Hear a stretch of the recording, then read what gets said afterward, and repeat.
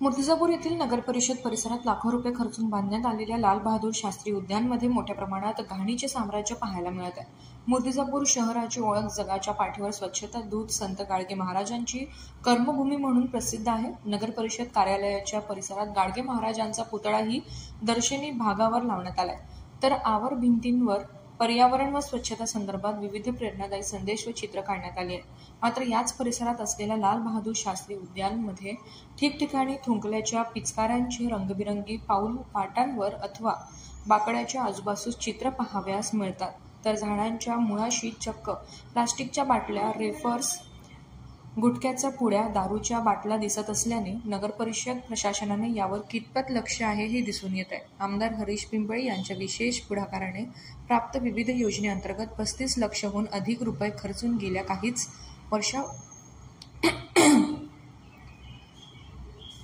आमदार हरीश पिंपळे यांच्या विशेष पुढाकाराने प्राप्त विविध योजनेअंतर्गत 35 लक्षहून अधिक रुपये खर्चून गेल्या काहीच वर्षापूर्वी लाल बहादूर शास्त्री उद्यान उभारण्यात आले, तर या उद्घाटन कार्यक्रम प्रसंगी तत्कालीन महसूल मंत्री तथा राधाकृष्ण विखे पाटील यांच्या अध्यक्षतेत व खासदार अनुप धोत्रे यांच्या प्रमुख उपस्थितीत या उद्यानाचे लोकार्पण करण्यात आले।